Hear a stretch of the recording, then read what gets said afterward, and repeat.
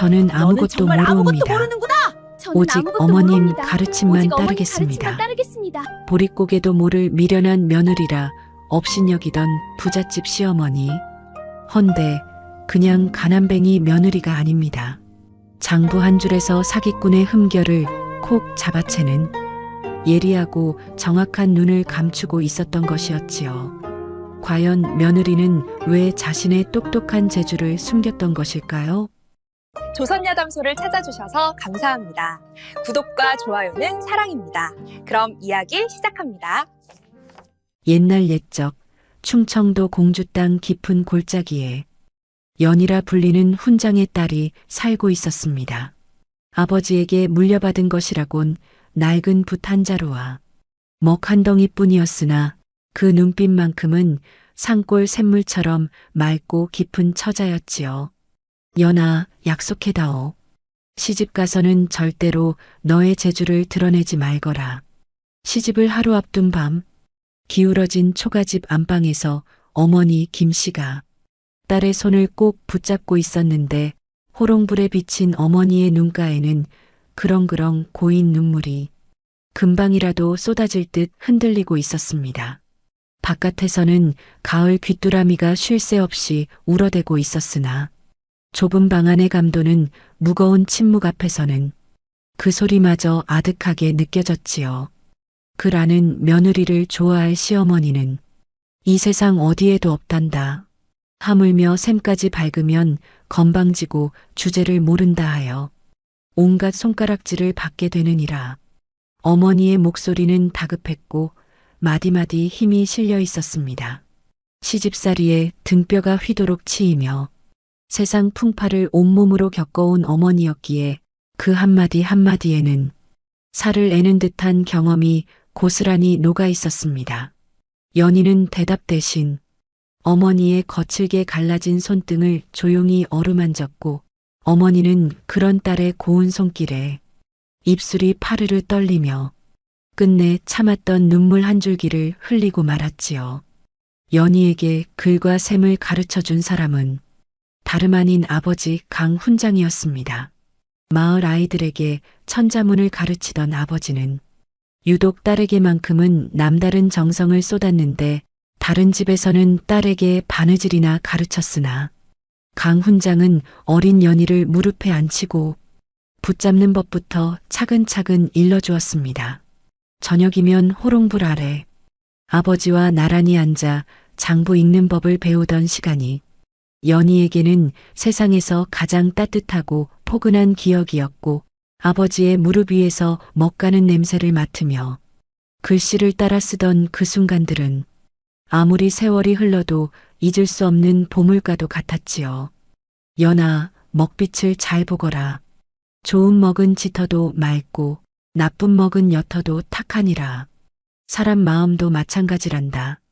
아버지의 그 목소리가 아직도 귓가에 생생하게 남아 있었지만 그 다정한 아버지는 연희가 15되던 해 겨울 기나긴 병칠의 끝에 세상을 떠나고 말았습니다. 임종자리에서 아버지는 앙상하게 마른 손으로 베갯머리에 놓아두었던 낡은 붓과 먹을 더듬더듬 찾아 딸의 손에 쥐어주었는데 먹을 넣어두던 작은 나무갑 안쪽에는 아버지가 가느다란 글씨로 새겨놓은 한 줄이 있었습니다. 눈은 보되 입은 닫고 손은 쓰되 공은 남에게. 연희는 아버지의 싸늘해져가는 손을 두 손으로 부여잡고 밤새 울었으며 장지로 나가는 상여를 배웅하면서도 그 낡은 붓과 먹만큼은 품에서 놓지 않았습니다. 그것은 아버지의 체온이 마지막으로 남아있는 유일한 물건이었고 세상에 홀로 남겨진 연희에게는 아버지의 품속이나 다름없는 것이었지요. 아버지가 떠난 뒤 연인의 살림은 그야말로 바람 앞에 등불이었습니다. 훈장의 녹봉이 끊기니 당장 끼니조차 잊기 어려워졌고 어머니는 삭바느질로 겨우겨우 입에 풀칠을 하며 하루하루를 버텨냈습니다. 연희 또한 새벽같이 일어나 산에서 나무를 캐고 냇가에서 빨래를 하며 어머니를 도왔는데 손에 물이 마를 날이 없었지만 불평 한마디 입 밖에 내지 않는 참한 딸이었습니다. 마을 사람들은 그런 연희를 보며 착하기는 한데 좀 미련해서 탈이라며 혀를 찾고 누가 말을 붙여도 고개만 숙이고 겨우 한마디 하는 연희를 사람들은 물총새각시라 불렀으니 물가에서 빨래만 하는 과묵한 처자라는 뜻이었지요. 하지만 그것이야말로 연희가 스스로 만든 보호막이었으며 아버지의 유훈대로 재주를 감추고 살았기에 세상 사람들 눈에 미련한 처자로 보이는 것은 당연한 일인지도 모를 일이었습니다. 그런 연희에게 16이 되던 봄, 꿈에도 생각지 못한 혼담이 날아들었습니다. 다름 아닌 한고을 건너 공주 읍내에서 제일 가는 부잣집 강대감댁의 외아들과의 혼담이었는데 소식을 들은 마을 사람들은 귀를 의심했습니다. 찢어지게 가난한 훈장의 딸이 고을 제일 부잣집에 시집을 간다니 천지가 뒤집힌 것도 아니고 참으로 알 수 없는 인연이라며 저마다 한마디씩 보탰지요. 사실 이 혼담에는 남모르는 사정이 있었습니다. 강대감의 외아들 성호는 어릴 적 앓은 천연두 탓에 얼굴에 자국이 남아 여느 양반집 교수들은 혼담만 들어도 고개를 내저었던 것이었고 해를 넘기도록 혼처를 구하지 못하자 강대감댁에서는 어쩔 수 없이 가난한 집 딸에게까지 혼담을 넓힌 것이었습니다. 연희의 어머니는 부잣집이라는 말에 한편으로는 마음이 놓였으나 그 집의 실세가 시어머니 정씨 부인이라는 소문을 듣고는 밤마다 가슴을 쓸어내리며 잠을 이루지 못하였습니다. 정씨 부인은 열길 물속고기의 마음까지 꿰뚫어 본다는 소문이 자자한 여인이었고 강대감댁의 곡간 열쇠부터 들녘의 소출과 장터의 쌀값까지 그녀의 손을 거치지 않는 것이 없었으며 한번 눈밖에 나면 영감마저도 꼼짝 못한다는 무서운 안주인이었지요. 마을 사람들은 그녀를 일러 여우마님이라 불렀는데 그 말 속에는 똑똑하다는 감탄과 무섭다는 두려움이 반반씩 뒤섞여 있었습니다. 홀레날 아침 풀잎마다 이슬이 송알송알 맺혀있던 초가집 마당에서 연희는 이웃에게 빌려온 홀레복을 입고 떨리는 다리로 서 있었고 어머니는 딸의 옷고름을 여며주며 입술을 악물고 있었습니다. 혼수라고는 아무것도 없었으니 연희의 품속에 들어있는 아버지의 낡은 붓과 먹이, 시집가는 딸의 전 재산이었고 그 초라한 보따리 하나가 어머니의 가슴을 칼로 도려내는 듯 아프게 만들었지요. 연아, 다시 한번 당부한다. 절대로 그 라는 티를 내지 말거라. 샘 밝은 것도 감추거라. 시어머니 앞에서는 아무것도 모르는 척 시키는 대로만 해야 한다. 어머니는 딸의 두 손을 꼭 잡으며 같은 말을 수없이 되풀이했고 연희는 고개를 끄덕이며 눈물을 삼켰습니다. 어머니의 손을 놓는 것이 이토록 어려운 일인 줄 미처 몰랐다고 연희는 훗날 회상하곤 했지요. 고개 두 개를 넘고 냇물을 건너 반나절을 꼬박 달린 가마가 마침내 강대감댁 대문 앞에 당도했을 때 연희는 가마 틈새로 보이는 높다란 돌담과 반듯한 기와 지붕에 그만 숨이 턱 막혀버렸습니다. 친정에 기울어진 초가집과는 하늘과 땅만큼이나 차이가 났으니 넓디 넓은 마당에는 하인들이 분주히 오가고 있었고 잔치 음식 냄새가 바람을 타고 진동하여 연희의 코끝을 자극했습니다. 연희는 떨리는 다리에 있는 힘껏 버티며 가마에서 내렸고 수모의 부축을 받아 대청마루 쪽으로 한 걸음 한 걸음 조심스럽게 옮겨 놓았습니다. 대청마루 윗목에는 정씨 부인이 꼿꼿한 자세로 앉아 며느리를 기다리고 있었습니다.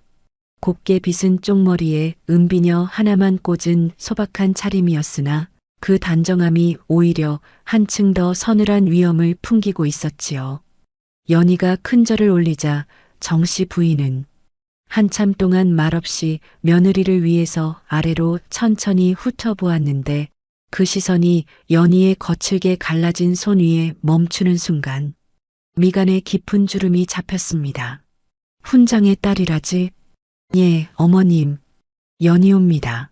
정씨 부인은 며느리의 손을 한 번 더 흘겨보더니 입꼬리를 아래로 당기며 찬바람 같은 목소리를 내뱉었습니다.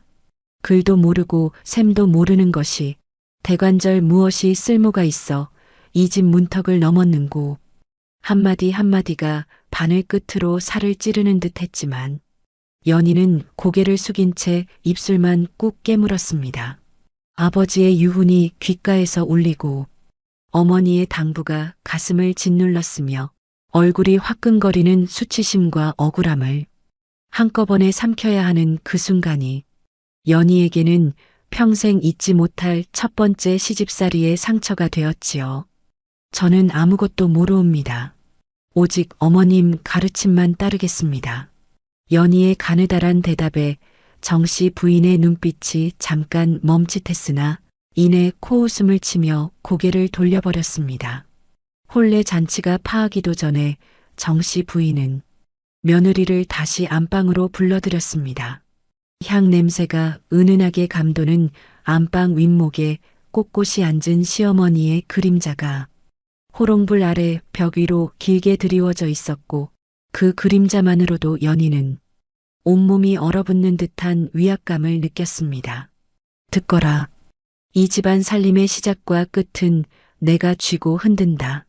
내가 제밥값을 하는지 못하는지는 내 눈이 가릴 것이니 쓸모가 있으면 남을 것이고 쓸모가 없으면 알아서 나가리리다. 내 따로 기회를 주지는 않을 터이니 그리 알 거라. 연희는 숨이 멎는 듯 했으나 떨리는 목소리를 가다듬어 간신히 대답했습니다. 어머님 시키시는 대로 따르겠사옵니다. 정씨 부인은 대답 없이 한참이나 며느리를 뚫어지게 바라보았는데 그 눈빛 깊은 곳에 무언가 복잡한 감정이 스치고 지나간 것을 연희는 알아채지 못하였습니다. 안방을 나온 연희는 마당 한 구석에 서 있는 남편 성우를 보았습니다. 얼굴에 천연두 자국이 먼저 눈에 들어왔으나 아내를 바라보는 눈빛만큼은 미안함과 안쓰러움이 가득한 선한 사내였지요. 성우는 아내에게 다가와 나지막한 목소리로 말을 건넸습니다. 어머니가 원래 그런 분이시오. 마음이 모진 것은 아니니 너무 겁먹지 마시오. 연희는 고개를 끄덕였으나 시어머니의 서리빨 같은 눈빛이 머릿속에서 지워지지 않아 가슴이 답답하기만 했습니다.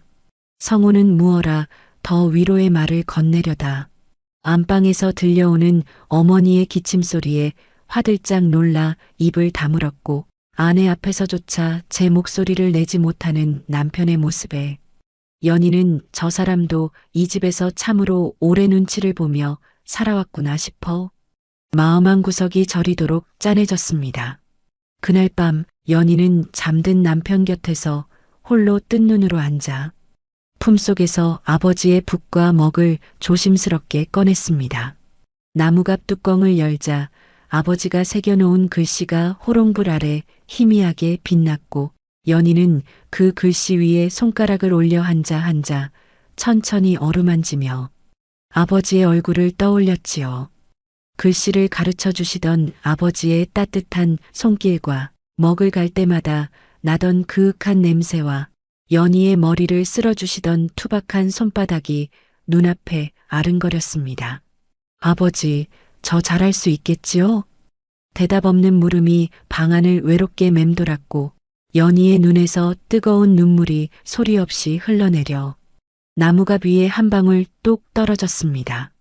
가난한 친정에서 훈장 아버지의 무릎에 앉아 오손도손 붓을 잡던 그 따뜻한 시간은 이제 다시 돌아오지 않을 것이었고 연희 앞에는 여우마님이라 불리는 시어머니의 매서운 눈 아래에서 살아남아야 하는 나날이 기다리고 있었습니다.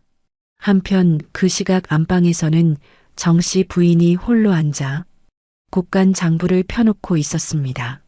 장부 위를 짚어가며 한 줄 한 줄 더듬는 정씨 부인의 손끝이 미세하게 떨리고 있었는데 문득 장부에서 눈을 떼며 장롱 쪽을 물끄러미 바라보았습니다.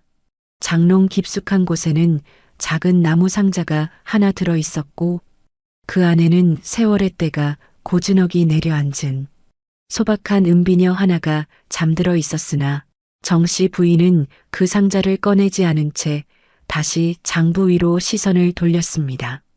호롱불에 비친 그녀의 얼굴에는 평소의 매서움 대신 무어라 말하기 어려운 깊고 복잡한 그늘이 짙게 드리워져 있었지요. 한편 새벽녘 뒤척이다 살짝 잠이 든 연희는 꿈속에서 아버지를 만났습니다. 아버지는 여전히 훈장복을 입고 서당 마루에 앉아 있었고 연희가 달려가 안기려 하자 아버지는 빙그레 웃으며 고개를 저었습니다. 아버지의 입이 무어라 말하는 듯 달싹거렸으나 목소리는 들리지 않았고 다만 아버지의 손가락이 가리키는 곳에는 붓과 먹이 놓여 있었습니다. 연희가 손을 뻗는 순간 꿈은 깨어졌고 잠결에 끌어안았던 나무갑의 모서리가 손바닥에 고스란히 전해져 왔습니다.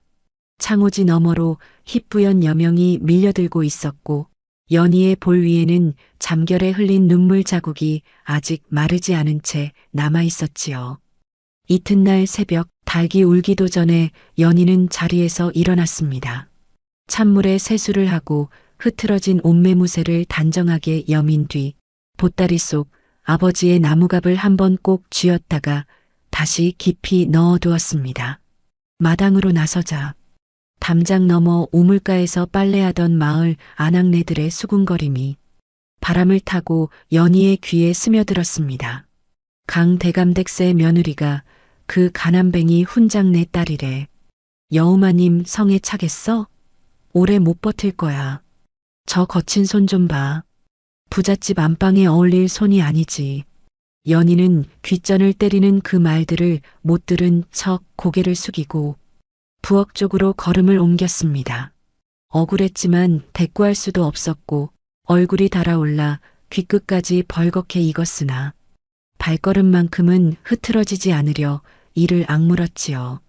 부엌에 당도한 연희는 아궁이 앞에 쪼그리고 앉아 불을 지폈습니다. 장작에 불이 붙으며 올라오는 매캐한 연기가 눈을 따갑게 적셨으나 연희는 그것이 연기 때문인지 서러움 때문인지 구분하지 않기로 했습니다.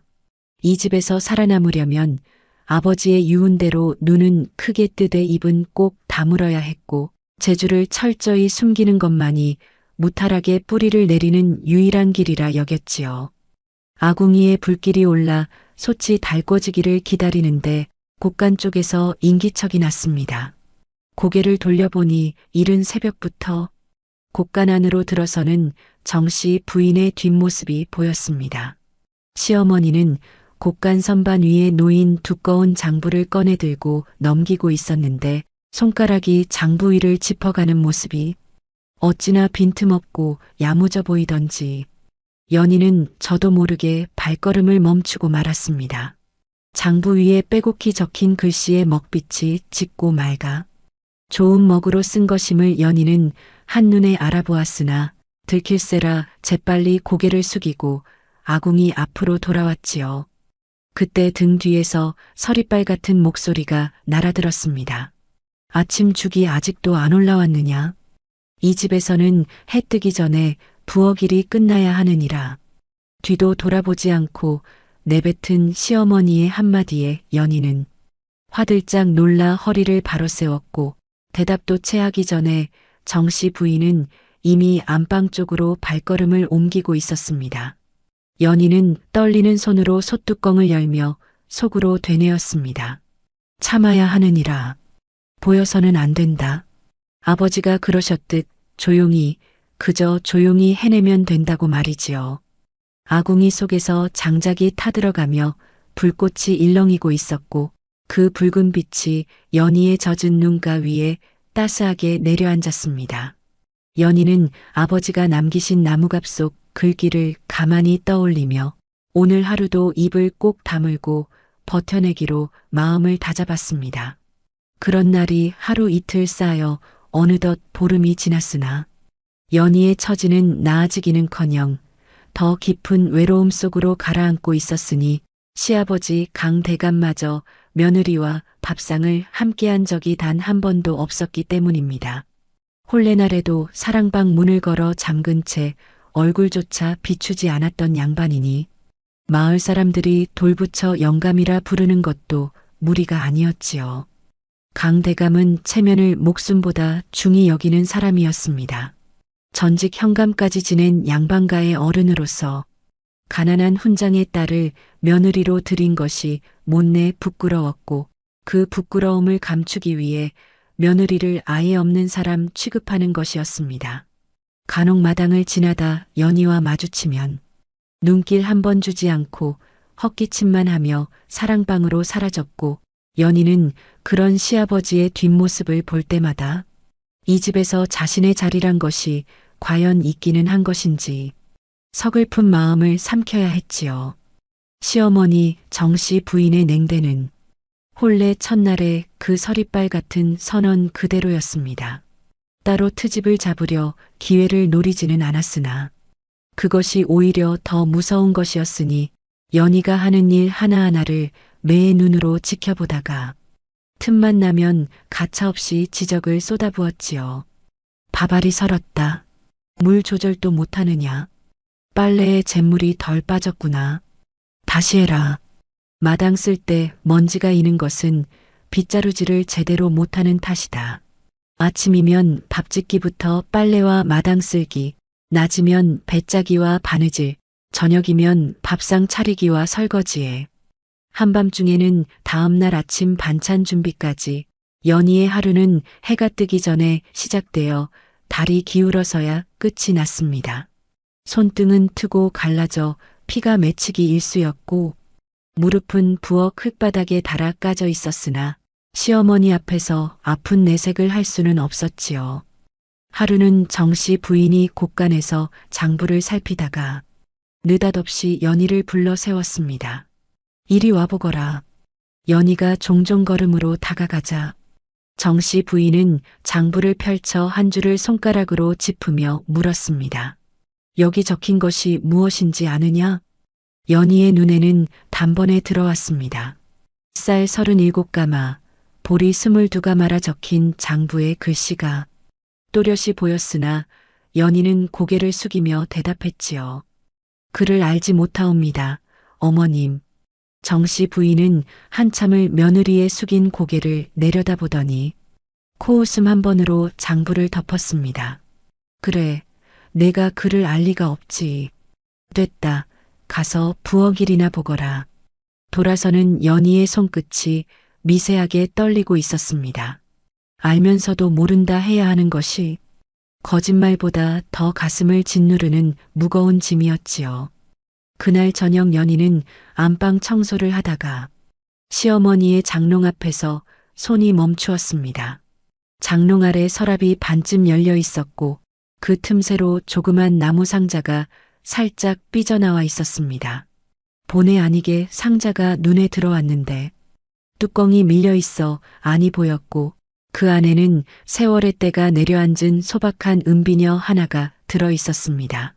부잣집 안주인의 물건이라 하기에는 너무나 수수하고 오래되어 보이는 은비녀였지요. 연희는 의아한 마음이 들었으나 남의 물건을 함부로 만지는 것은 도리가 아니었기에 서랍을 도로 밀어넣고 자리를 떴습니다. 그러나 그 소박한 은비녀가 어째서 금비녀 옥비녀를 꽂을 만한 부잣집 마님의 장롱 깊숙한 곳에 숨겨져 있는 것인지 그 의문만은 가슴 한편에 남아 좀처럼 지워지지 않았습니다. 계절이 바뀌어 찬바람이 옷깃을 파고드는 늦가을이 되었습니다.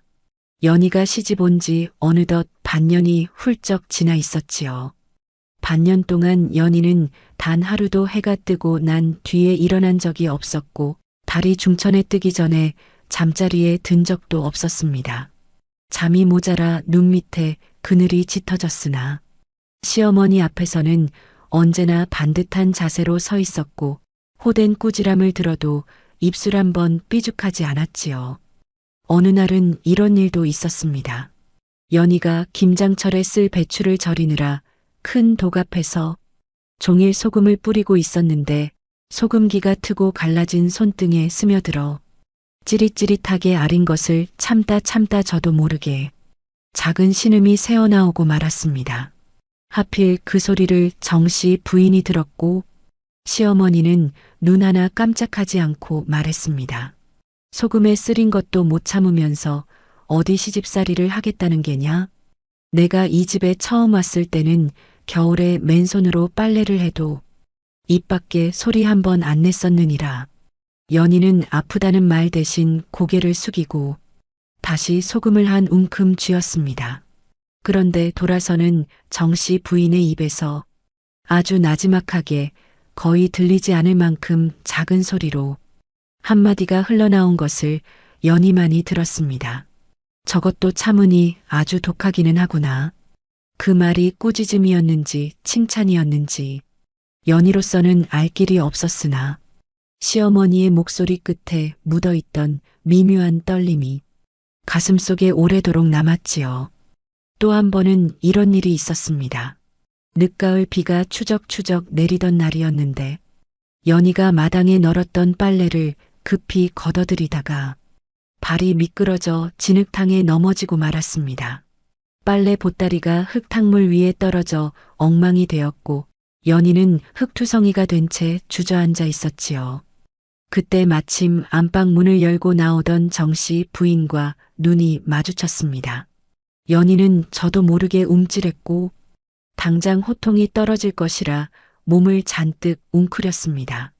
그런데 정씨 부인은 한 발짝도 다가오지 않았습니다.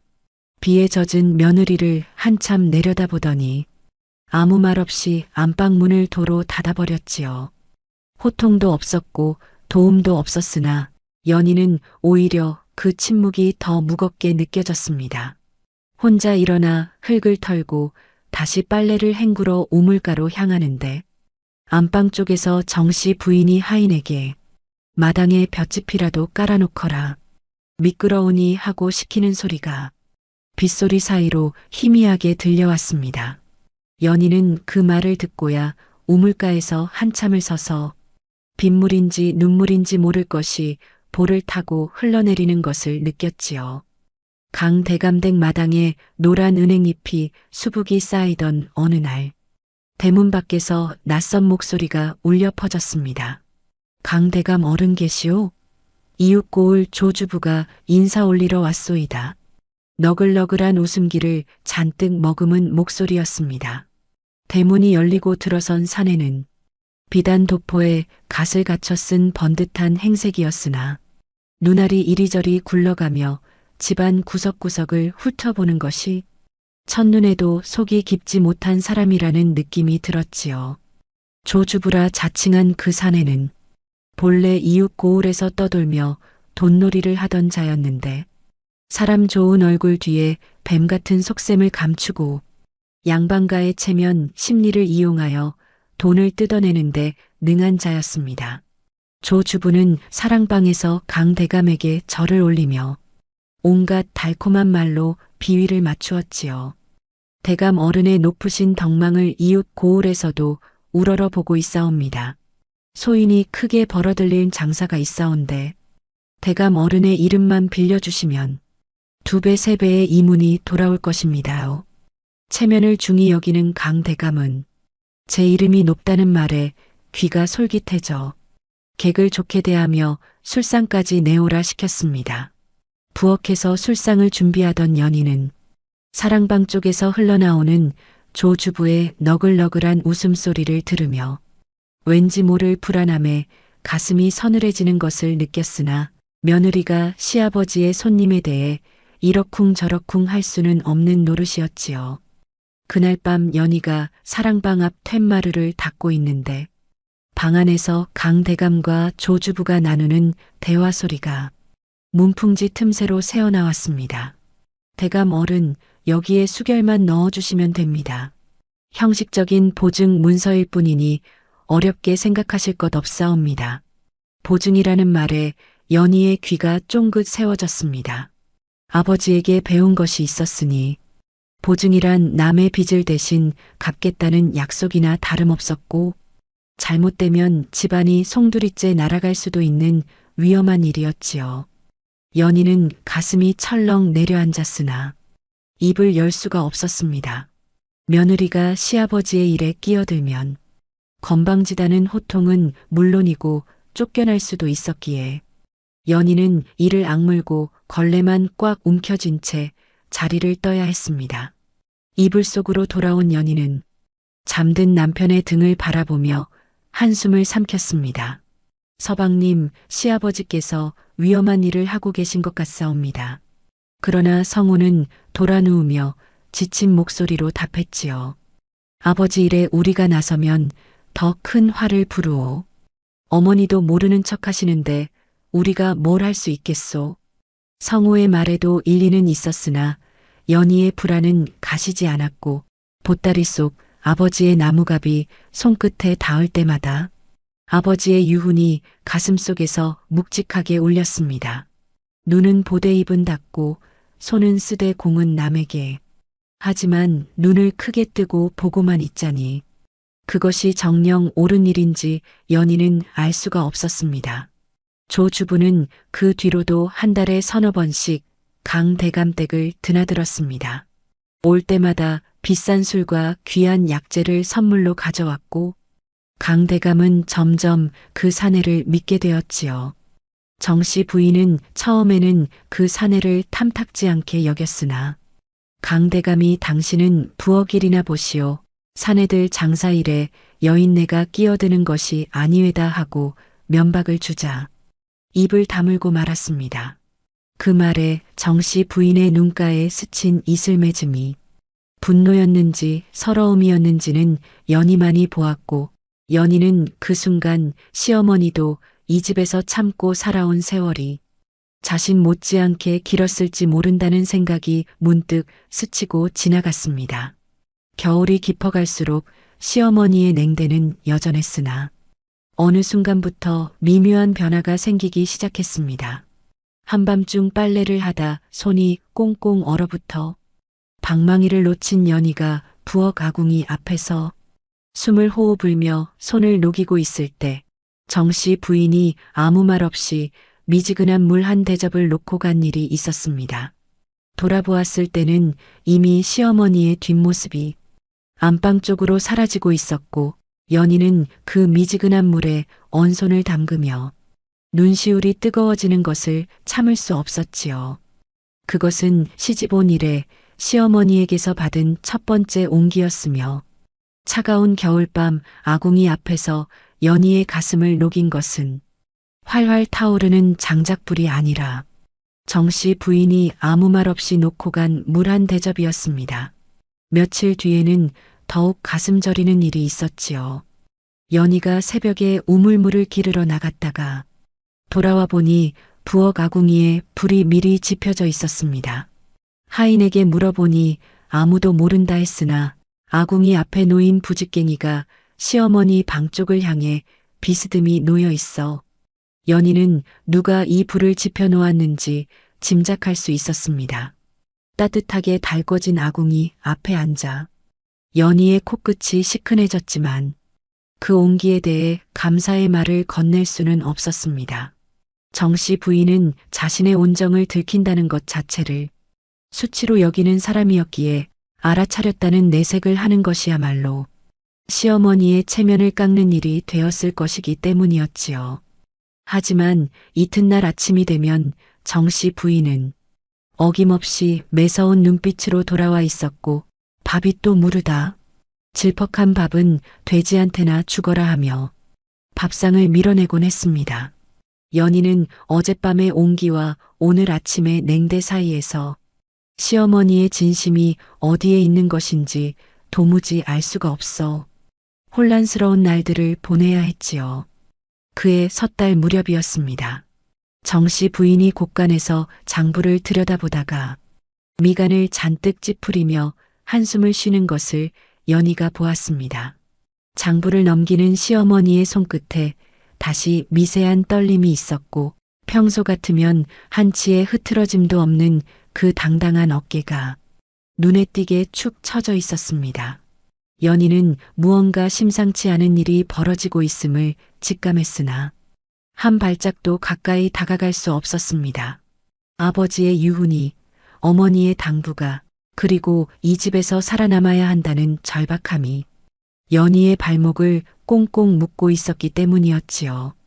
이듬해 봄 매화가 필 무렵 강대감댁에 날벼락 같은 소식이 떨어졌습니다. 조주부가 벌인 장사가 통째로 망했다는 것이었지요. 소식을 가져온 것은 관아의 아전이었는데 그는 대문 앞에 서서 강대감을 향해 문서 한 장을 내밀었습니다. 대감 어른, 조주부가 진 빚이 3,000냥이옵니다. 대감께서 보증을 쓰셨으니 열흘 안에 갚지 못하시면 전답과 가옥을 관아에서 걷어드리겠사옵니다.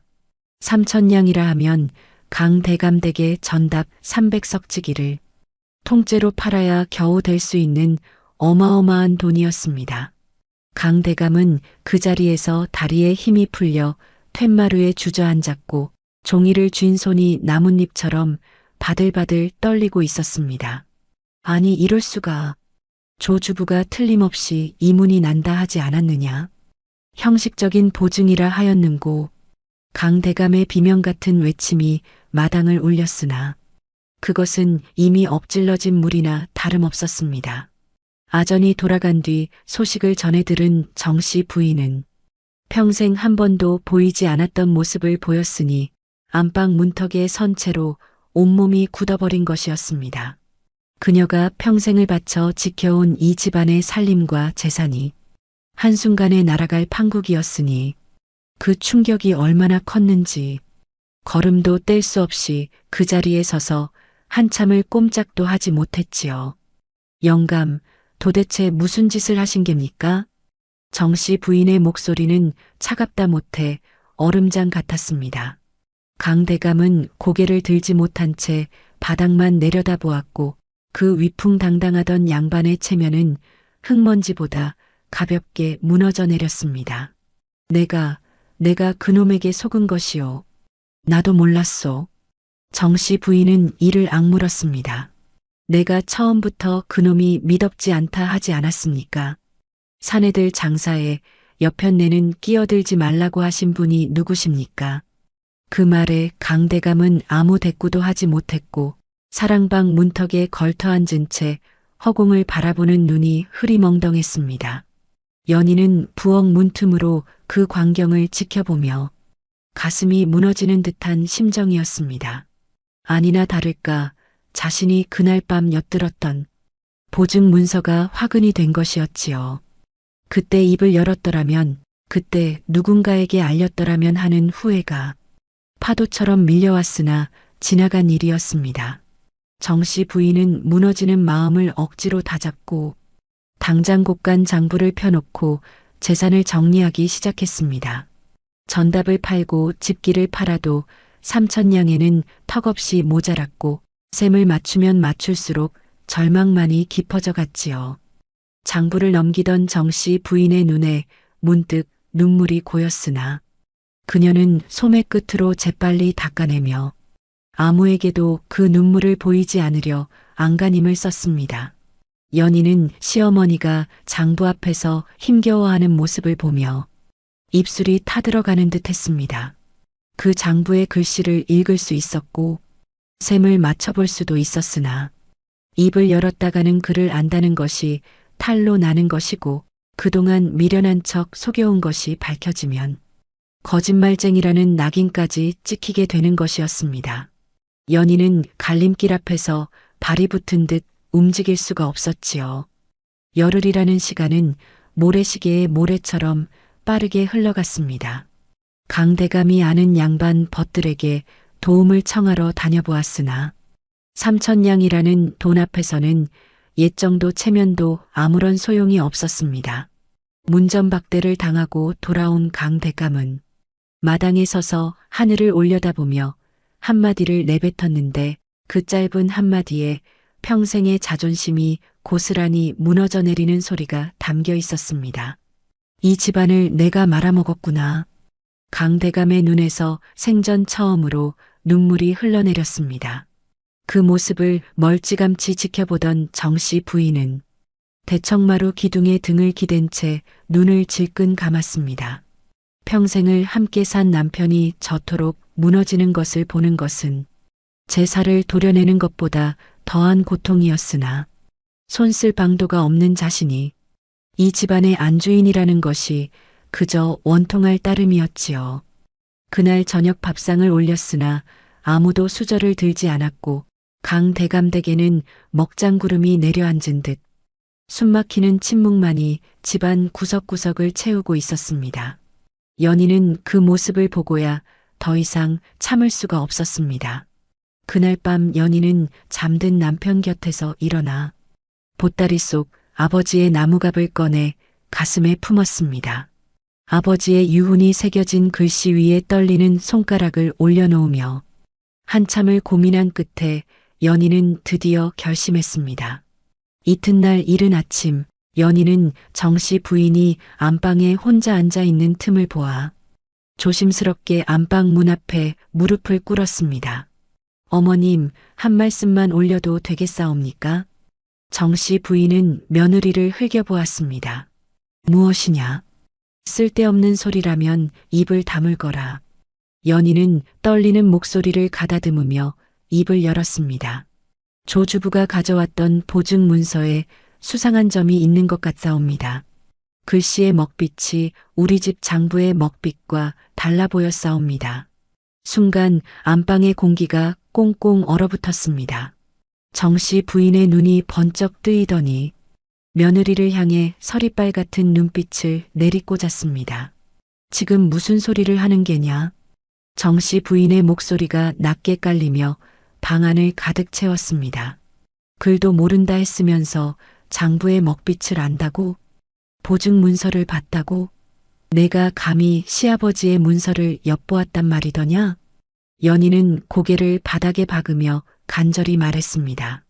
어머님, 그것이 아니옵니다. 다만 먹빛이 달라 보여서. 말이 채 끝나기도 전에 정씨 부인이 벌떡 일어섰습니다. 방 안의 공기가 얼음장처럼 굳어버렸고 시어머니의 눈빛 한 번에 연희는 숨조차 쉴 수 없었지요. 감히 이 집에서 그를 아는 척하는 것이냐? 가난뱅이 훈장이 딸려내게 그를 가르쳐 놓으니 이런 건방진 꼴을 보는구나. 남편 체면에 아무 말 안 했더니만 지금 내가 무엇을 했는지 알기나 하느냐? 시아버지의 장사 문서를 몰래 엿본 며느리가 세상에 어디 있더냐? 정씨 부인의 호통은 사시나무 떨듯 연희의 온몸을 흔들었습니다. 연희는 다시 한번 바닥에 이마를 대며 말했으나 목소리는 이미 울먹임으로 가득 젖어 있었습니다. 어머님, 송구하옵니다. 다만 이 집안이 무너지는 것을 보고만 있을 수가 없어서. 됐다. 내까지 것이 이 집안 걱정을 할 위인이더냐. 썩 물러가거라. 다시는 내 앞에서 장분이 먹비치니 하는 소리를 입에 담지 말거라. 연희는 떨리는 무릎을 간신히 추스르며 비틀거리듯 안방을 나왔습니다. 마당을 지나는 연희의 어깨가 가늘게 떨리고 있었고 숨죽여 흐르는 눈물이 턱을 타고 저고리 깃에 떨어졌습니다. 연희는 부엌 한 구석에 쪼그리고 앉아 꺼져가는 아궁이 불씨를 바라보며 나지막이 중얼거렸습니다. 아버지, 제가 입을 열었는데 아무도 들어주지 않습니다. 아버지가 살아계셨다면 어찌하셨을까요? 대답 없는 아궁이 앞에서 연희의 어깨만 가늘게 들썩이고 있었지요. 문 밖에서 그 모습을 지켜보던 남편 성호는 주먹을 불끈 쥐었으나 이내 힘없이 풀어버렸습니다. 아내를 향한 어머니의 호통이 제 가슴에 박힌 못처럼 쑤셨으나 어머니에게 대들 용기는 끝내 나지 않았고 그 비겁한 자신이 너무도 부끄러워 사랑방 문을 닫고 홀로 이마를 짚으며 한숨만 내쉬었습니다. 성호는 사랑방 벽에 등을 기대고 앉아 아내가 시집 온 뒤 반년 동안 해온 일들을 떠올렸습니다. 새벽마다 아궁이에 불을 지피던 손, 밤마다 바느질하던 손, 한 번도 불평 없이 어머니의 호통을 견뎌온 그 가늘고 거친 손이 오늘 제 눈앞에서 호통을 당했는데 자신은 아무것도 하지 못했습니다. 성우는 벽을 향해 이마를 찌으며 나지막이 중얼거렸지요. 나는 왜 이리 쓸모가 없는 것인가. 그 중얼거림은 아무에게도 닿지 못한 채 어두운 사랑방 안에서 공허하게 흩어지고 말았습니다. 그로부터 사흘이 지난 뒤 관아에서 다시 아전이 찾아왔습니다. 기한이 닷새 남았사옵니다. 갚지 못하시면 전답은 물론이고 가옥까지 관아에서 압수하겠사옵니다. 강대감은 이제 아전 앞에서 고개조차 들지 못했고 정씨 부인은 안방에서 장부를 부여잡은 채 눈을 질끈 감고 있었습니다. 그녀가 평생을 바쳐 지키고 불려온 재산이 열흘 만에 모래성처럼 무너져 내리고 있었으니 그 참담한 심정이야 이루 말로 다할 수 없었지요. 정씨 부인은 마지막 수를 두기 위해 직접 조주부를 찾아 나섰습니다. 평생 집안 살림만 하던 여인이 혼자 가마도 타지 않고 걸어서 이웃 고을로 향한 것이었지요. 날이 밝기도 전에 집을 나선 정씨 부인의 등에는 평소의 당당함 대신 절박함이 짙게 내려앉아 있었습니다. 이웃 고을 장터와 주막을 샅샅이 뒤졌으나 조주부는 이미 흔적도 없이 사라진 뒤였고 주막집 주모에게 물어보아도 벌써 보름 전에 짐을 빼고 떠났다는 말뿐이었습니다. 장터에서 만난 늙은 보부상이 정씨 부인을 알아보고 안타까운 얼굴로 말을 건넸습니다. 조주부라고? 그 사기꾼을 찾고 계시오? 그놈 처음부터 장사할 생각이 없었소. 강 대감댁 전답을 노리고 보증을 꾸민 것이라 하더이다. 벌써 서너 집이 그놈한테 당했다는 소문이 파다하오. 처음부터 꾸며진 사기였던 것입니다. 정씨 부인은 장터 한가운데서 다리에 힘이 풀려 주저앉을 뻔했으나 이를 악물고 버텼습니다. 평생 남에게 약한 모습을 보인 적 없는 여인이었기에 장터 복판에서 무너질 수는 없었지만 돌아서는 순간 입술을 너무 세게 깨물어 피가 배어나오는 것을 정씨 부인 자신도 알지 못하였지요. 돌아오는 길은 아침에 왔던 그 길인데 발걸음이 천근만근 무거워 한 걸음을 떼는 것조차 힘겨웠습니다. 고개를 넘다가 정씨 부인은 길가 바위에 걸터 앉아 평생 처음으로 하늘을 향해 한마디를 내뱉었습니다. 내가 이 꼴을 당하다니. 그 목소리에는 분노보다 깊은 자괴감이 서려 있었습니다. 열길 물속 고기의 마음까지 꿰뚫어 본다던 여우마님이 정작 코앞에 사기꾼 하나를 알아보지 못했으니 그 수치심은 뼈를 깎는 것이나 다름없었지요. 집에 돌아온 정씨 부인은 연희가 며칠 전 했던 말을 떠올렸습니다. 먹빛이 다르다. 보증 문서에 수상한 점이 있다.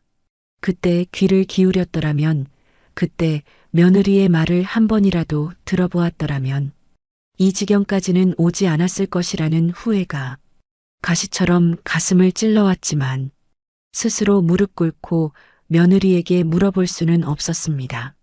시어머니의 체면이, 안주인의 자존심이, 그리고 그 며느리 앞에서만큼은 절대로 약한 모습을 보일 수 없다는 독한 고집이 정씨 부인의 입을 꽁꽁 다물게 만들었지요.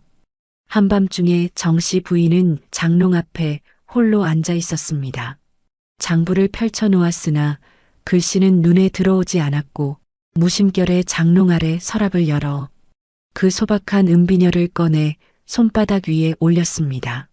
세월에 닳고 닳아 광택도 거의 사라진 은비녀를 정씨 부인은 한참 동안 물끄러미 내려다보았는데 그 눈빛이 평소와는 사뭇 달라 어딘가 아련하고 서글퍼 보였지요. 은비녀 위에 시어머니의 손가락이 천천히 미끄러졌고 그 손끝에서는 오래전에 묻어둔 기억이 실타래처럼 풀려나오는 듯 했습니다. 정씨 부인은 은비녀를 가슴에 대고 한참을 그리 앉아 있다가 이윽고 조심스럽게 서랍 속에 도로 넣고 뚜껑을 덮었습니다. 그 순간 그녀의 눈시울에 맺혔던 물기 한 방울이 장롱 서랍 위에 소리 없이 떨어졌으나 정씨 부인은 모른 척 소매로 닦아내며 다시 매서운 표정을 지어 보이려 애를 썼습니다. 한편 연희는 부엌 아궁이 앞에 앉아 보따리 속 아버지의 나무갑을 꺼내놓고 있었습니다. 나무갑 안쪽에 새겨진 아버지의 글씨를 연희는 손끝으로 더듬으며 되뇌었습니다. 눈은 보되 입은 닫고 손은 쓰되 공은 남에게. 아버지, 저는 지금까지 아버지 말씀대로 입을 닫고 살았습니다. 하지만 이 집안이 무너지면 어머님도 무너지고 남편도 무너지고 저도 무너집니다. 입을 닫는 것이 정녕 옳은 일이었을까요? 아니면 손을 쓸 때가 된 것일까요? 연희는 나무갑을 가슴에 꼭 안고 고개를 숙였습니다. 아궁이의 마지막 불씨가 회색재 속에서 붉게 명멸하고 있었고 그 가물거리는 빛이 연희의 젖은 눈가 위에서 일렁이고 있었지요. 그때 문득 아버지의 목소리가 귓가에 울렸습니다. 좋은 먹은 짙어도 맑고 나쁜 먹은 옅어도 탁하니라. 아버지의 그 목소리가 귓가에 울리는 순간 연희의 머릿속에 그날 밤 사랑방 문풍지 너머로 보았던 보증 문서의 먹빛이 떠올랐습니다. 시어머니가 매일 들여다보시던 곳간 장부의 먹빛은 짙되 맑아 좋은 먹으로 쓴 것이 분명했는데 그날 조주부가 시아버지께 내밀던 보증 문서의 먹빛은 짙기는 했으나 어딘가 흐리고 탁했던 것입니다. 그것은 같은 먹으로 쓴 글씨가 아니었습니다. 강대감댁에서 대대로 써오던 가전 먹이 아닌 시장에서 흔히 구할 수 있는 싸구려 먹으로 쓴 것이었지요. 다시 말하면 그 보증 문서는 강대감이 직접 쓴 것이 아니라 조주부가 따로 꾸며낸 가짜일 수 있다는 뜻이었습니다. 연희의 심장이 세차게 뛰기 시작했습니다. 만약 이것을 관아에서 증명할 수만 있다면 보증 자체가 무효가 되어 3,000냥을 갚지 않아도 되는 것이었지요. 그러나 이 말을 하려면 자신이 글을 안다는 것은 물론이고 먹에 좋고 나쁨을 가릴 줄 안다는 것까지 낱낱이 드러나게 되는 것이었습니다. 시어머니에게 한번 호통을 당한 것만으로도 온몸이 으스러지듯 아팠는데 이번에는 시어머니뿐 아니라 시아버지와 관아의 사또 앞에서까지 자신의 정체가 벗겨지는 것이었기에 연희는 나무갑 뚜껑을 열어 아버지의 먹을 조심스럽게 꺼내 손바닥 위에 올렸으나 먹을 쥔 손이 바들바들 떨리는 것을 어쩔 수가 없었습니다. 아버지, 이제 손을 쓰겠습니다. 연희는 먹을 나무갑에 도로 넣고 뚜껑을 닫은 뒤 나무갑재 품속 깊이 넣었습니다. 그리고 떨리는 무릎을 짚고 일어서며 나지막이 중얼거렸지요. 공은 어머님께 돌리면 되는 것이옵니다. 이튿날 아침이 밝았습니다. 하늘에는 구름 한 점 없이 맑은 햇살이 쏟아지고 있었으나 강대감댁에는 여전히 먹장구름이 거치지 않고 있었습니다.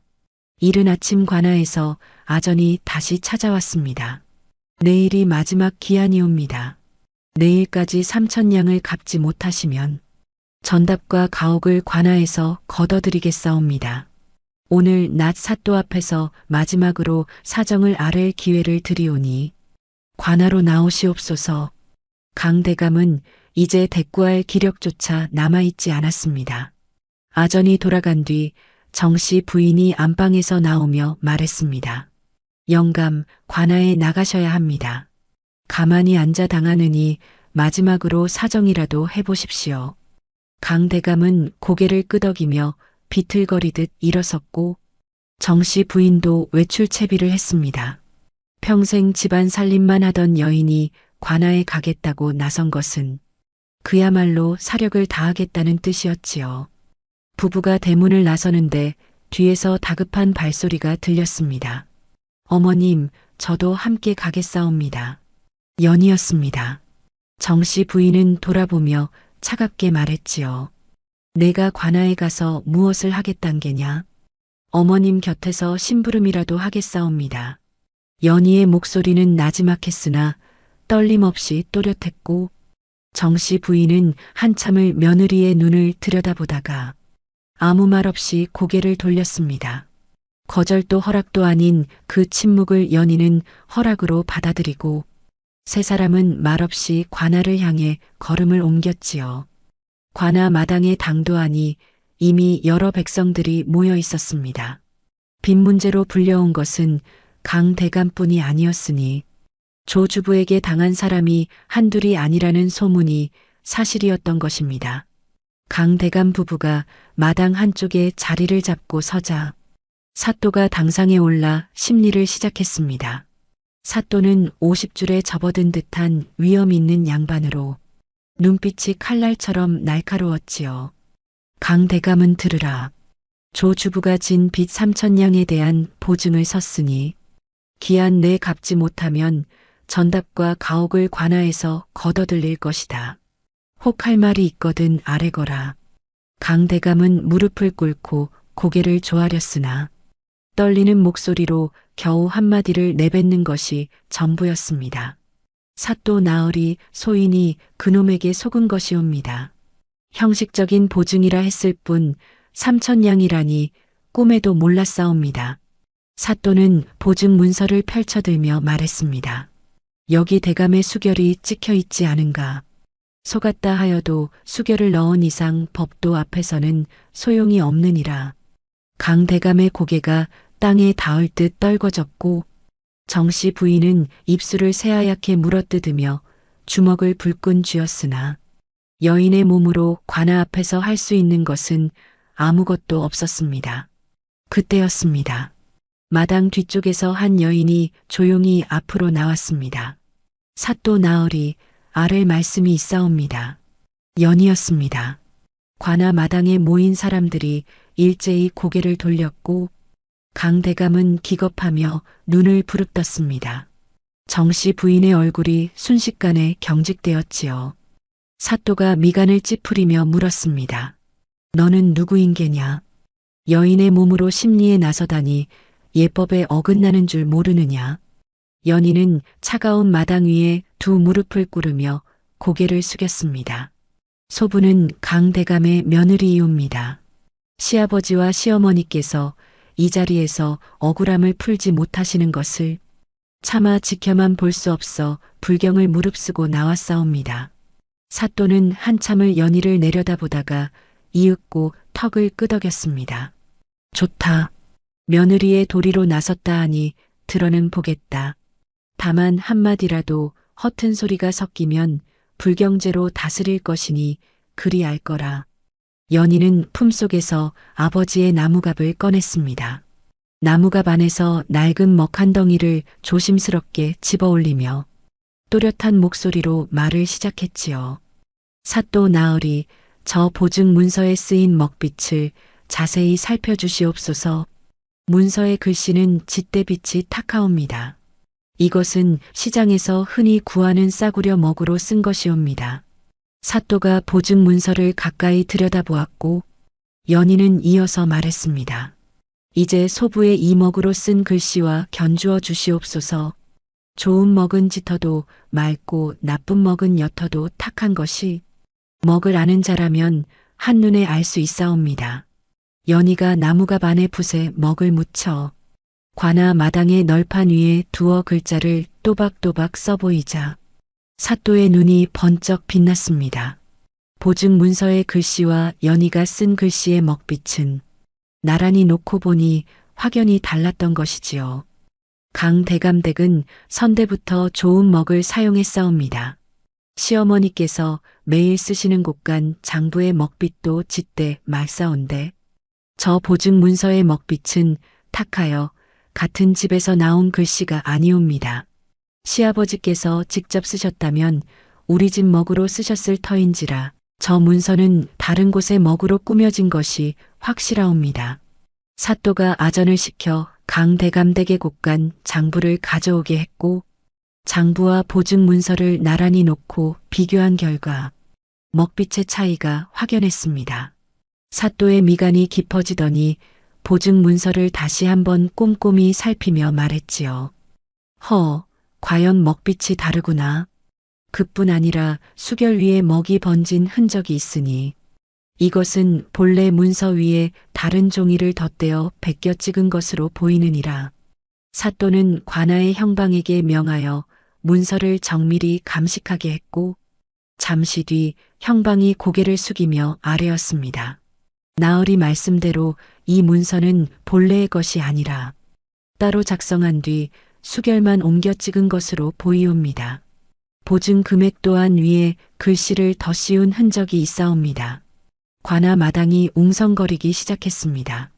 사또가 위험 있는 목소리로 선언했지요. 이 보증 문서는 조주부가 꾸며낸 것이 분명하니 강대감의 보증 채무는 무효로 한다. 아울러 조주부를 사기의 죄로 전국에 수배하여 잡아들이도록 하라. 강대감은 그 자리에서 두 손을 마당에 짚고 엉엉 울음을 터뜨렸고 정씨 부인은 입술을 악물며 눈물을 삼키고 있었으나 턱이 미세하게 떨리고 있었습니다. 하지만 정씨 부인의 시선은 사또가 아닌 마당 위에 무릎을 꿇고 있는 며느리에게 박혀 있었습니다. 글도 모른다 했으면서 셈도 모른다 했으면서 이 모든 것을 알고 있었단 말인가. 정씨 부인의 얼굴에 복잡한 감정이 파도처럼 밀려왔습니다. 속았다는 분노가, 놀라움이, 그리고 그보다 더 깊은 곳에서 형언할 수 없는 무엇인가가 뜨겁게 치밀어 오르고 있었지요. 심리가 끝나고 사람들이 하나둘 흩어지는데 연희가 정씨 부인 앞에 다시 무릎을 꿇었습니다. 어머님 죄송하옵니다. 그동안 그를 모른다 거짓을 고한 것은 소부의 큰 잘못이옵니다. 정씨 부인은 한참을 말이 없었습니다. 연희의 숙인 고개 위로 봄바람이 지나갔고 관아 마당의 매화나무에서 꽃잎 한 잎이 바람에 날려 연희의 무릎 앞에 떨어졌습니다. 어째서 숨겼느냐? 정씨 부인의 목소리가 낮게 깔렸습니다. 지금까지의 호통과는 사뭇 다르고 오히려 가라앉은 목소리였지요. 연희는 고개를 더 숙이며 떨리는 입술로 대답했습니다. 어머님의 체면을 지켜드리고 싶었사옵니다.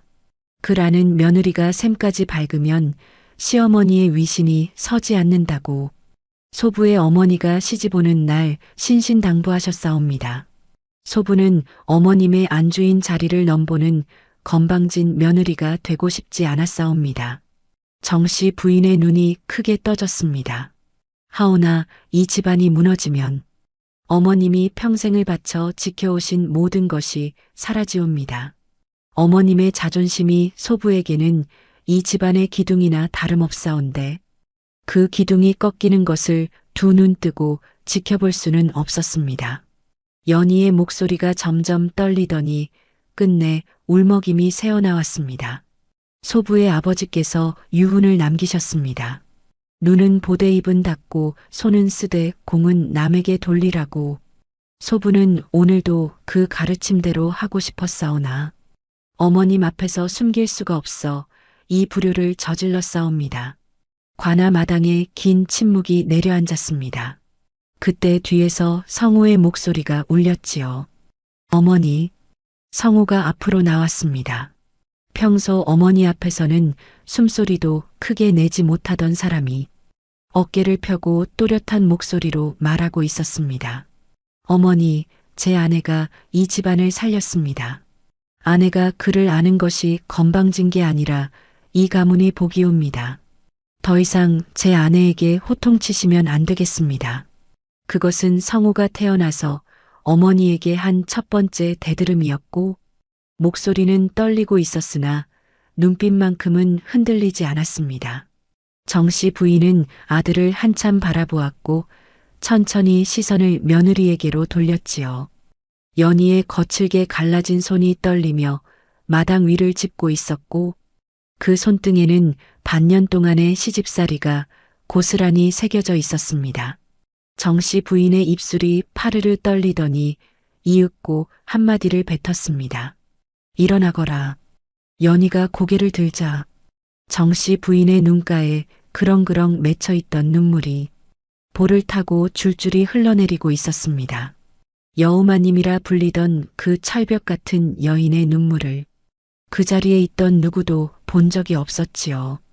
정씨 부인은 아무 말 없이 돌아서서 관아를 나섰고 연희는 시어머니의 등을 바라보며 그 작아진 어깨가 미세하게 떨리는 것을 보았습니다. 관아 문을 나서는 시어머니의 뒷모습은 그동안 연희가 알던 서리빨 같은 안주인이 아니라 무언가 무거운 짐을 오래도록 홀로 지고 온 한 여인의 것이었지요. 그날 이후 강 대감댁에는 묘한 고요가 찾아왔습니다. 3,000냥의 빚은 사라졌고 전답과 가옥은 무사히 지켜졌으나 집안 식구들 사이에는 말로 표현하기 어려운 어색한 기류가 안개처럼 드리워져 있었지요. 강 대감은 며느리 덕에 살림을 건졌다는 사실이 부끄러워 여전히 사랑방에만 틀어박혀 나오지 않았고 성호는 관아에서의 일 이후 어머니 앞에 서면 예전보다 어깨를 펴고 있었으나 어머니와 아내 사이를 어떻게 풀어야 할지 막막하기만 했습니다. 가장 달라진 것은 정씨 부인이었습니다. 관아에서 돌아온 뒤 시어머니는 사흘 동안 안방에서 나오지 않았습니다. 밥상을 들여놓아도 숟가락을 대지 않았고 하인이 문 밖에서 여쭈어도 대답이 없었지요. 연희는 시어머니의 안부가 걱정되어 새끼 밥상을 정성스럽게 차려 안방 문 앞에 놓았고 밥상이 그대로 돌아올 때마다 가슴이 저렸으나 문을 두드리지는 못하였습니다. 시어머니가 스스로 문을 열 때까지 기다리는 것이 연희가 할 수 있는 유일한 도리라 여겼기 때문이었지요.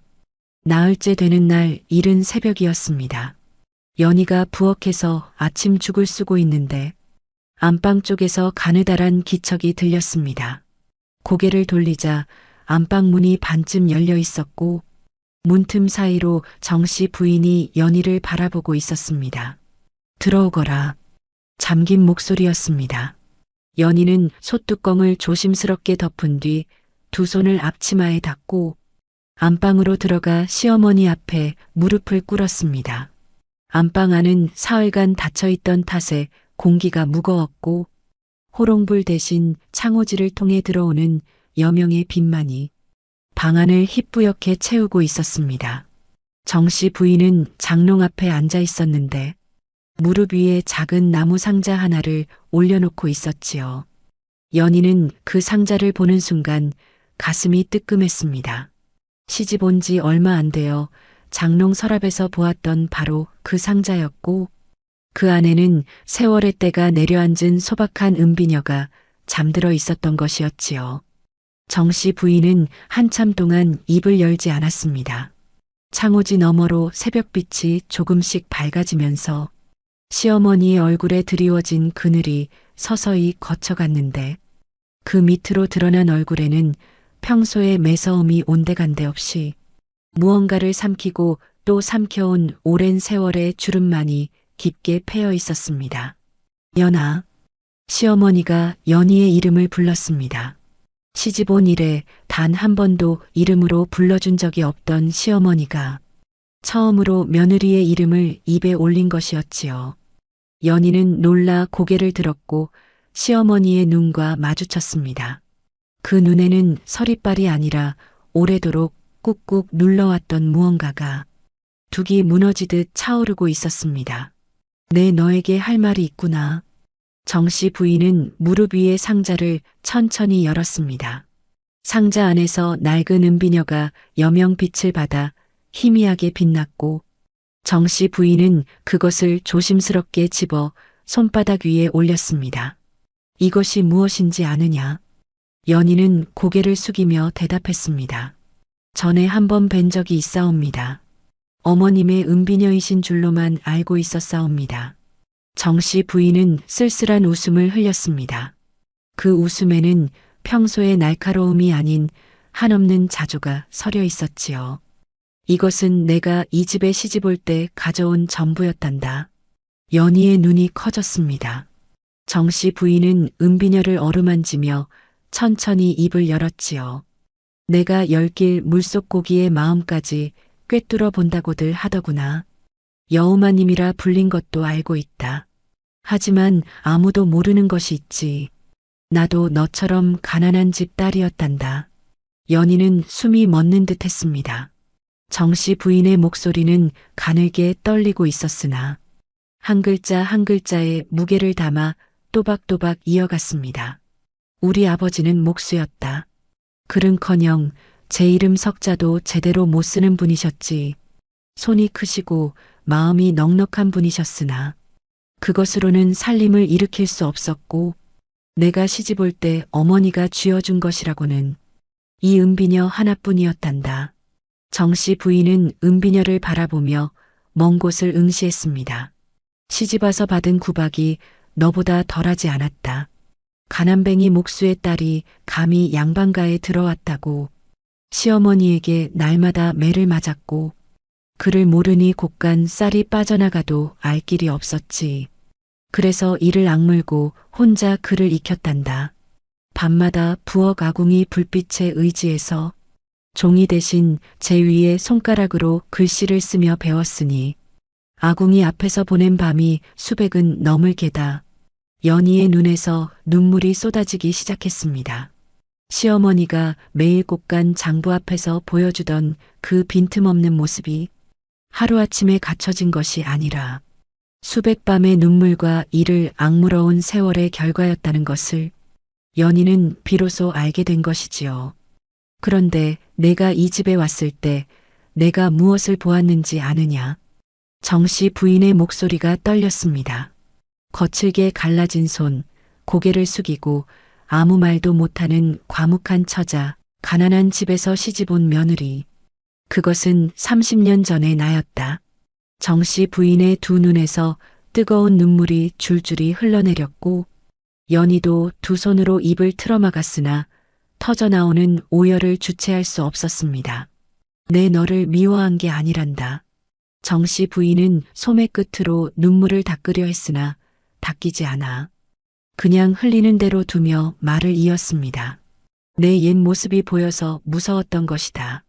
내가 나처럼 깔리고 짓밟힐까봐 일부러 단단하게 만들려고 했는데 그게 미움이 되어버렸구나.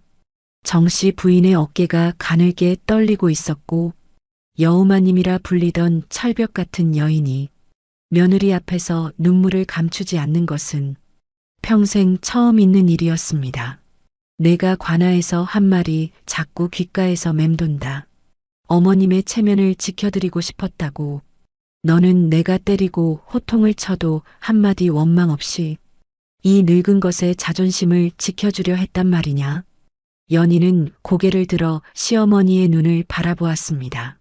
눈물이 볼 위를 타고 쉴 새 없이 흘러내리는 가운데에서도 연희의 목소리는 또렷했지요. 어머님, 소부는 한 번도 어머님을 원망한 적이 없사옵니다. 어머님은 이 집안을 지키시느라 얼마나 혼자서 무거운 짐을 지셨사옵니까?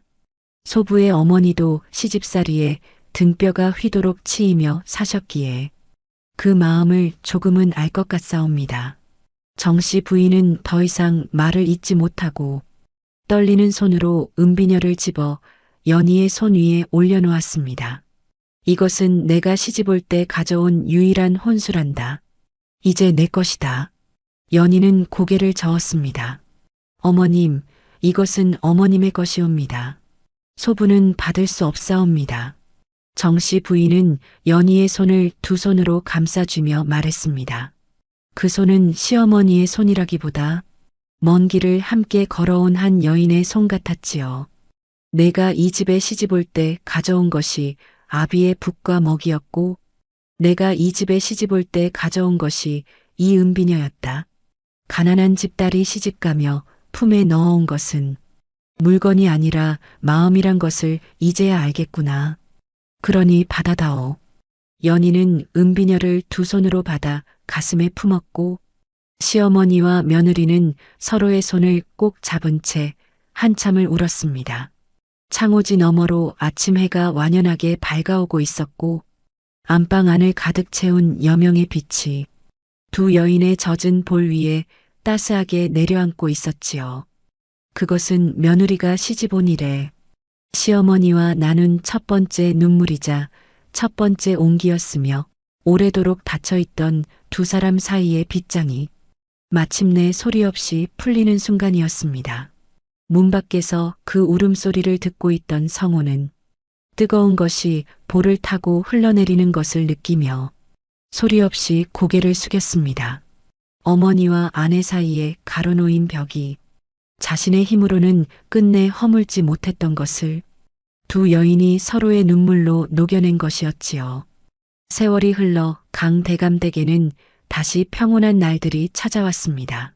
조 주부는 이듬해 가을 이웃 고을에서 붙잡혀 관아의 엄한 벌을 받았고 속아서 보증을 섰던 다른 집안들의 빚도 모두 탕감되었지요.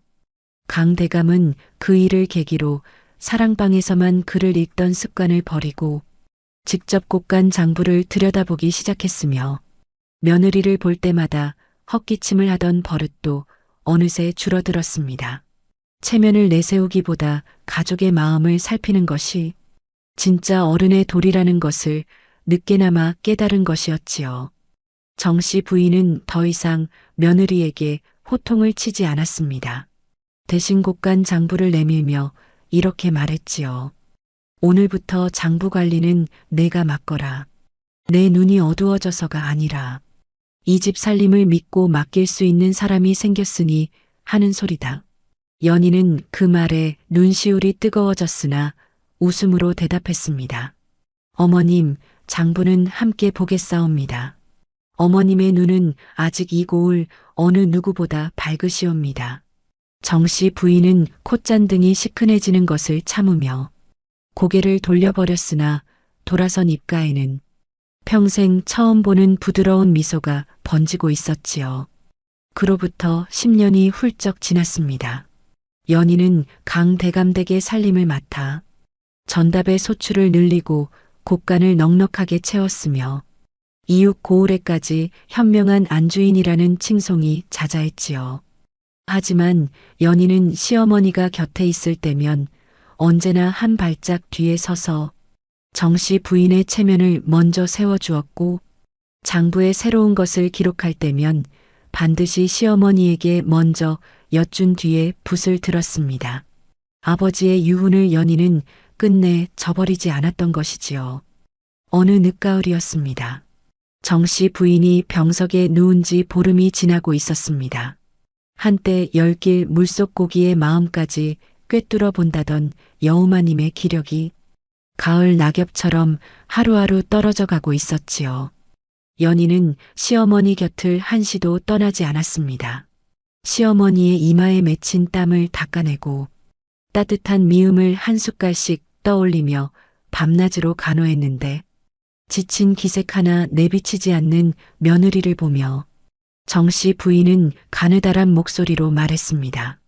연아, 그만 좀 쉬거라. 내가 쓰러지면 이 집안이 또 흔들린다. 어머님 곁에 있는 것이 소부는 편하옵니다. 연희가 시어머니의 이불 끝을 여미며 대답하자 정씨 부인은 눈을 감고 한참을 가만히 있다가 앙상하게 마른 손을 뻗어 며느리의 손을 잡았습니다. 거칠게 갈라졌던 연희의 손은 10년 세월 동안 더 거칠어져 있었으나 그 손이 지켜온 것들의 무게를 정씨 부인은 알고 있었지요. 연아, 예, 어머님.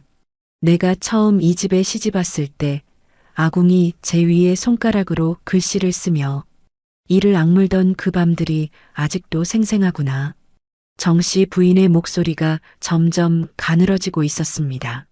그때 누군가 내 손을 잡아주는 사람이 있었다면 내가 그토록 모질어지지는 않았을 텐데. 연희는 시어머니의 손을 더 꼭 쥐며 고개를 저었습니다. 어머님은 모진 것이 아니옵니다. 이 집안을 지키시느라 홀로 단단해지셔야 했던 것이옵니다. 정씨 부인의 눈에서 맑은 눈물이 흘러내려 베갯머리를 적셨고 가느다란 입술이 달싹이더니 나지막한 목소리가 새어나왔습니다. 내 딸아. 연희는 그 한마디에 참았던 울음이 터져나와 시어머니의 가슴에 얼굴을 묻고 오열했습니다. 정씨 부인의 앙상한 손이 며느리의 머리카락을 천천히 쓸어내렸고 그 손길은 시어머니의 손이 아니라 어머니의 손이었습니다. 안방 밖에서 그 울음소리를 듣고 있던 성우가 문 앞에 주저앉아 두 손으로 얼굴을 감싸 쥐었고 담장 너머 은행나무에서 노란 잎이 하나둘 날려 마당 위에 소리 없이 내려앉고 있었지요. 정씨 부인은 그 겨울을 넘기고 이듬해 봄 매화가 필 무렵 조용히 눈을 감았습니다. 임종 자리에서 연희의 손을 꼭 잡고 있던 시어머니의 얼굴에는 평생의 매서움 대신 오직 고요한 평안만이 깃들어 있었고 그 모습은 처음 시집오던 날 보았던 서리빨 같은 안주인이 아니라 먼 길을 걸어온 뒤 비로소 쉬게 된 한 어머니의 얼굴이었지요. 장롱 위에 놓인 은비녀와 연희의 보따리 속 낡은 먹은 가난한 집딸들이 시집올 때 품에 넣어온 전부였으나 그 안에 담긴 마음의 무게는 금은 보화로도 살 수 없는 것이었습니다. 세상은 열길 물속 고기의 마음은 안다 하면서도 한길 며느리의 지혜는 알아보지 못했으나 정작 보아야 할 것은 지혜가 아니라 그 지혜를 감추면서까지 지키고자 했던 며느리의 마음이었던 것이지요. 옛말에 나은 정보다 기른 정이 깊다 하였으나 이 이야기가 전하는 것은 그보다 한 걸음 더 나아가 상대의 체면을 지켜주는 마음이야말로 세상에서 가장 깊고 어른스러운 효심이라는 것이었습니다. 오늘 이야기 마음에 깊은 울림이 있으셨는지요? 구독과 좋아요로 소중한 인연이 이어졌으면 합니다. 여러분의 따뜻한 마음에 가슴 뭉클한 사연으로 정성껏 보답하겠습니다. 지금 어느 지역에서 함께하고 계신지 편하게 댓글로 말씀 주시면 감사한 마음 담아 반갑게 인사 올리겠습니다. 댁내에 늘 평안